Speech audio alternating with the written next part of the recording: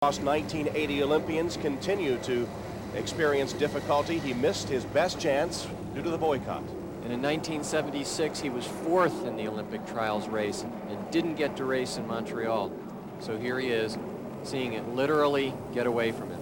Sandoval, in many respects, embodies the Olympic ideal. And I think of the drawing his daughter made, future Olympian, obviously not to be. Now he can only think of trying to finish this race just for his own personal pride. No chance of qualifying. But he's got too far to go. You can't limp for 13 miles. So while Sandoval struggles, the leaders continue to make their way through the marathon. There is the lead pack, and Frank, it is a huge group of runners at this point. They are just still feeling each other out. Number 24 in the middle, Ed Eyestone, he qualified second in 1988, so he's certainly a factor. And the winner of the trials, number 14, Mark Conover, but here again, Tony Sandoval trying, but if he can't get some sort of rhythm back, if he can't run more smoothly than this, he's not going to be able to make it. Still trying to massage away the pain, limping on, but as you pointed out, too far to go to continue that way. And everyone seems to have forgotten the political folly of not going to the 1980 Olympics. I don't think Tony Sandoval has forgotten it. Number 11, Chris Fox, still has the lead, but it is a well-grouped bunch, as you see. And now coming up, number 15, Keith Brantley, right along with Fox, and Brantley goes to the front. And Brantley is showing the impulsiveness of the track runner. You have to be patient in this race. I think he's let his adrenaline get away from him a little bit, and he's taking the lead maybe when he shouldn't, and he's pressing the pace a little bit here. Well, the runners won't have time to stop and browse, but as they thread their way through downtown Columbus, they'll pass one of the city's most popular attractions. Well, I wondered if you could train a rat to run a marathon. No, they're too smart. Well, we're at the halfway point of the marathon now. You see the elapsed time. What about the pace, Frank? Well, Keith Brantley saw 1:06:38, which is about 2:13 and a half pace. He took the lead to press it, and he has to, because even if he finishes in the top three, if he doesn't run under 2 hours and 14 minutes, he can't go to the Olympics because that's the qualifying time. So you have to finish in the top three and run under 2 hours and 14 minutes. Keith Brantley, scuba diver from Gainesville, Florida, the leader. If you come back to Columbus, Ohio, where the U.S. Olympic men's marathon trials continue, number 15, Keith Brantley, led as we left you. We've completed 14 miles now. Brantley still there, but has lost the lead to number 5, Bill Reifsnyder. In fact, Brantley, Reifsnyder, and Martin have pulled away from the rest of the pack. Let's go on the course to Craig Masbach. And the leaders appear to be doing just that. Bill Reifsnyder is the leader, and you see the top three pulling away from the rest of the field at this point. And Ken Martin, number 1, is struggling. He's not doing this on purpose, and if he doesn't get back up with Keith Brantley and Bill Reifsnyder, he may just be out of it, because they need to get away from that trail group. They're at about 16 miles. They have maybe 4 or 5 miles to build as big a lead as possible, because if they can get to 21 or 22 miles with about a minute lead, they can coast home. But I'm afraid Ken Martin, even though he's the fastest runner coming into this race on qualifying standards, is seeing his Olympic hopes fade away. You see number 1, Ken Martin, steadily retreating from the top three. Back in the pack, Bob Kempinen biding his time, along with Steve Spence, who is in striking position in that group of runners just behind the top three. Spence continuing to chug along. This is the same tactic he used in Tokyo when he had his best showing ever, a bronze at the World Championships. But these two men, Bill Reifsnyder, number 5, and Keith Brantley, number 15, are working together, trying to build as much of a gap as possible between themselves and the pack. Bill Reifsnyder telling Keith, we're making a right-hand turn. That's a signal that they really are working together. And they make that right-hand turn into the Ameriflora section of the course. They've completed 16 miles. And if they were to surge a little bit here, when they're out of sight, they could actually gain even a little bit more ground, because psychologically that trail can't see where they are. They can even sprint a little bit. There's the trail pack coming in. Including former Olympian Ed Eyestone. He's within striking distance. That fits in with his plans of race strategy. I feel like you have to run a little bit more conservatively. Obviously, you know, the top three win the race. You know, Obviously, we're all competitive individuals, or we wouldn't have progressed this far in the sport. And when it gets right down to it, you want to win the thing.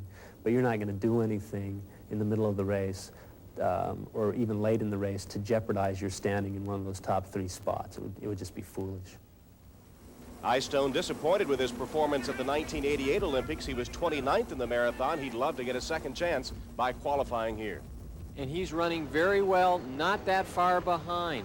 They are within striking distance. And there you see your leaders opening up some daylight on the rest of the field. They're working together.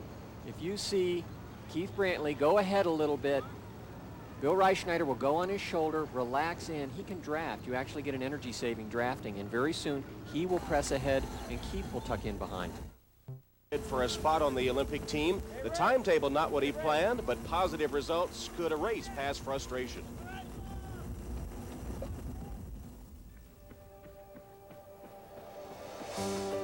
For Bill Reifschneider, this is the first Olympic trial, 4 years later than expected. In '88, he qualified for the trials, but a knee injury forced him out. And instead of competing, he watched on TV. It was hard because you're watching the people that you run against every race. And it would have been a tough team to make because obviously to make any Olympic team, everyone's running at their best at that particular time. But at the same time, you always think, I had a good shot of making it. And it would have been nice to at least have been there and give it a go. This time he gets that chance and in a familiar location. In 1991, Reifschneider easily won the Columbus Marathon, and he'll run that same course today. He's no stranger to his competition either. Like Reifschneider, several top marathoners live in the high altitudes of New Mexico and often train together. And one of his main opponents, Steve Spence, has run against him since their high school days in Pennsylvania. I've been running against Steve since I've been about 16, 17 years old. And actually some of my best races and my fastest times as far back as high school were against Steve. So it's been a long time that we've been competing against each other. And as I said earlier, I never thought this many years later we'd be competing for the same Olympic team. And there is number 5, Bill Reifschneider, along with Keith Brantley, setting the pace in this marathon. But what's significant here is they don't seem to be able to get a large gap. Steve Spence just running very, very comfortably. So the 2 old Pennsylvania high school rivals, Spence and Reifschneider, renewing their rivalry in Columbus. Trials continue, 20 miles in the record book now. Bill Reifschneider and Keith Brantley continue to lead at this point. Frank, what about the pace of the race? Well, they're right on about 2 hours and 13 minutes, which is good for Keith Brantley because he needs to run under 2 hours and 14 minutes. Tom Hammond and Frank Shorter again at the finish line. The stands filling up here. The fans congregating in anticipation of the finish, now some 6 miles away. And I guess, Frank, you said earlier that for these runners, 20 miles at this pace, well within their capabilities, now the race begins in earnest. Right. You have 5 men within about 15 seconds of each other. It's almost as if you could shoot off a gun now, and it's a race to the finish line. Keith Brantley and Bill Reifschneider, who are in the front, now have to work together. Run in the front for a half mile will Bill Reifschneider, then Keith Brantley will take over. And it's very important on this course because they're coming back into a headwind. Are Brantley and Reifschneider catchable in this race? They are still catchable. They want to be about 40 seconds to 50 seconds ahead with 2 or 3 miles to go. Then it'll be very tough. Really, 15 seconds, which they have now, is not significant at all. And there you see the leaders, number 15 Brantley, number 5 Reifschneider, and a group of 3 runners behind them. It looks like 5 men now competing for the 3 qualifying spots. If you take a look at Keith Brantley's hair, number 15, it's flowing back. They're running into a headwind now. It's getting much for Reifschneider and Brantley because they need a lead. Also a 70-degree temperature now, the temperature rising. A warm day in Columbus, perhaps that'll take its toll in this final 6 miles or so. While today's runners have only until early August to recover from this grueling race, it can take that long. The U.S. women should be well rested. Their team was chosen 3 months ago. Houston, Texas was host to the women's Olympic marathon trials in January. Kim Jones in the hat, the fastest qualifier, had to drop out just after mile 3 with an ankle injury. Near the 15-mile mark, Janice Klecker fell but was graciously helped up by Kathy O'Brien. They quickly regrouped to finish 1-2. 39-year-old Francie LaRue Smith finished 3rd and will compete on her 5th Olympic team. So here are the three to look for in Barcelona: Janice Quecker, Francie LaRue Smith, and Kathy O'Brien. And as the men continue their run through Columbus, trying to qualify for a trip to Barcelona, Reifsnyder, number 5, Brantley, number 15, now being joined by that second group of 3 runners. The gap is narrowed. They are going to absorb them. Now what's important is for Bill Reifsnyder and Keith Brantley to tuck in behind and try to stay with that pack. You can see Keith look around. They know what's happened. Keith's just going to tuck in behind. Look at his hair. The wind is really blowing here. But Bill Reifsnyder is going to try to keep going. I don't think that's a very good move for him. I think he has to stay behind. There you see we've completed 22 miles, and they're slowing down. The last mile, 5:21. Well, they conceded the lead. I think they just decided they were going to let that pack catch up to them and all run together because it was too much work out there in front. Reifsnyder trying to hold on, being joined by Eystone, Kempinen, and Spence. Bob Kempinen, who is running in that pack and joining the leaders, trying to overcome a stress fracture of his right kneecap, which he suffered last fall. Kempinen wearing number 2, hoping to qualify, coming back from injury. I guess what I have going for me is I'm not overtrained by any stretch of the imagination, but you know, I feel like I'm on the upswing, but I just have to hope that I'm ready enough to do well. There's no really way of knowing for sure. Would be a pretty amazing comeback for Kempinen to qualify today after having that very serious injury. He also had some tendonitis near his left knee. It's a pretty good story, and he's right there. But Bill Reifsnyder is in severe trouble. He's been grabbing his leg. His arms are up. His cadence is down. There he goes. He's got a cramp. This means that his salt balance is off. He's tried to get all the fluids in his body he can, but the heat has really gotten him. Reifsnyder laboring and dropping back out of contention. He's seen his old high school rival Steve Spence pass him. Reifsnyder getting the best in past days of Spence, but Spence now is among the leaders as the marathon continues. You, my friend, can use some... Less than a mile remaining in the marathon trials in Columbus, Ohio, and Steve Spence has taken the lead for the first time. Spence, the favorite of many coming into the race, now in front after they completed 25 miles, the last mile at a 5:09 pace. And Steve Spence has gone for the win because he literally did not take a step in the lead until he went for the win. Now, this is deceiving perspective here. He's further ahead than this. He's starting to press. He'll build and build and build, and he's less than 3 minutes from the finish. So any time now, he can really start to sprint. Spence, the 29-year-old from Chambersburg, Pennsylvania, a graduate of Shippensburg State University in Pennsylvania, who trains in a country cabin in West Virginia, often spending long periods of time away from his family, now has taken command of the race. And Spence, after that bronze medal at the Worlds last year, Frank, has really emerged as a world-class marathon. And he just looked down at his watch and picked up the pace a little bit. He knows he's within a couple of minutes of the finish. He can actually start to go into his sprint because he can go over his anaerobic threshold now. Well, these three have obviously qualified. 1, 2, 3 finishers. Why are they still running hard? Well, prize money at stake. $56,000 to the winner. That's a difference of $20,000 between first and third. That's a pretty good motivator. And that $16,000 is a training stipend from the Federation. The remainder is from the race organizer. So they're running for a lot of money. Steve's looking around, and this is where knowing the course really is an advantage. He knew there was this downhill. He's run it before, takes advantage of the corner to look around to see how much of a lead he has, and these runners are in full sprint right now.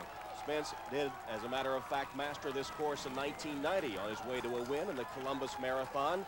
He was national champion in 1990, and he currently is ranked 5th in the world. That's the highest ranking for an American since 1982. He's lived up to that billing today with another rush from back in the pack to take the lead in the final mile. And the reason he's looking around, we can see he's well ahead. He doesn't know, and he is absolutely at his red line. His legs will not go any faster, and he's hoping this has to be enough. He looks around again. Very soon he'll know he's within 100 yards of the finish, and he'll have it.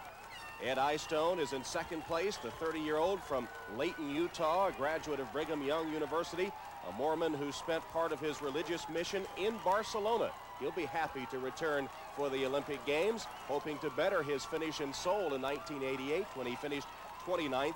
And out of your picture in third, the Dartmouth graduate, Bob Kempinen, a 25-year-old who has taken a year off from medical school to train for the marathon. Spence coming to the finish to win the men's marathon trial. And Steve Spence's strategy tailor-made for this race, and to a certain degree, he brought these two men along with him, Ed Eyestone, Bob Kempinen. They were racing for money till the finish line, but now you can see their teammates. There is the U.S. team for Barcelona. Yes! Woo! Oh, nice work.